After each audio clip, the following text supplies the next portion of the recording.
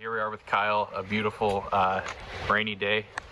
And I missed these. Yeah, we really missed them. So here we are. We've got Kyle, go ahead and take it away. You designed this job and sold it, so just tell us what we've got here. Yeah, so when I came here, the homeowners had a existing forced air heat pump system and propane furnace backup, and the heat pump was just never really keeping up. The duct system was leaky and inefficient and just really wasn't getting the heating and cooling to where we wanted it, and when it was, it still really wasn't keeping up. So we went ahead and put in a Mitsubishi 48,000 BTU hyperheat system, which is connected to 4 indoor units, 2 ducted ductless, and 2 ductless wall mounts in the house instead. Awesome. And so because this is a little bit more, I'm the install department, so this is a little bit more of my territory. I'll go over some of these things. So we've got our pad set in gravel, like we always do. Heavy duty rubber feet for this one. This is a huge unit. It's top heavy. There's a lot of weight, so we want to make sure we have adequate support there. So we've got that. We're strapped down in the corners, and we're also strapped at the top with a vibration isolator. And one of the cool things that we have here that Kyle thought would be a good idea, and I agree, is this ICM 493. And this thing basically is a line voltage monitor. Right now it's telling us that we have 242 volts going to the unit, and we have 5 surge protectors left on the system. And so this thing is constantly monitoring our line voltage, and as long as we're within range, it will allow the unit to run. But if we have issues with our line voltage, it will shut the thing down before we cause any problem. We're up in the attic, and here are where our pancake air handlers, as we call them, are located. And so we've got 2 of the ducted air handlers in the slim profile, and we've got 2 ductless heads downstairs. And this set of lines goes to the outdoor unit. The cool thing about the Mitsubishi is that all of the line sets do not need to go back to the outdoor unit. They actually go to a distribution box, which, as we look down, we're trying our best to get some light. That is one big branch box, so our main lines down here feed refrigerant into this branch box, and that branch box distributes to all of our different ductless heads or ducted zones.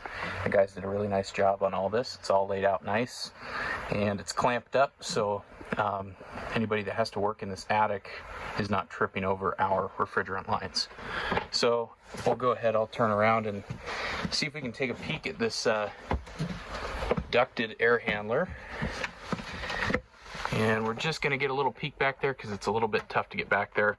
We do have, it looks like they had a blow-in insulation company come in after us, so there's a little bit of blow-in insulation in our drain pan. But basically we have got our supply air ducts over here, our return air duct over here. We've got a drain pan under the unit in case of any condensation, and we've got a safety switch so that if there's any buildup, we don't overflow into the attic or onto the drywall. So that's pretty much it for that. We've got our drain line, nice and clamped, runs all the way out, and it has a wireless remote control on this. So we have a little, on the very top of the unit, you can see a little white box. That's for our MHK2 control.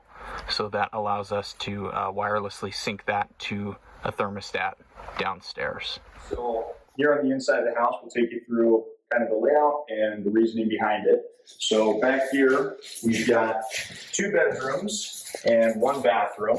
Okay. And so we often see that trying to put a wall-mounted head is kind of too noisy for some of these smaller rooms and is always usually oversized. So we ended up opting for a ducted ductless and dropping a register into each one of these rooms. So instead of a wall mount head in these little rooms, we've got a nice concealed duct there. One above the window there.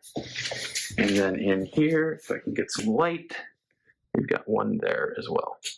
And here's our return air grill. Okay, so here we are in our second zone. So first ducted zone here. Second one here is this living room, kitchen, dining room area.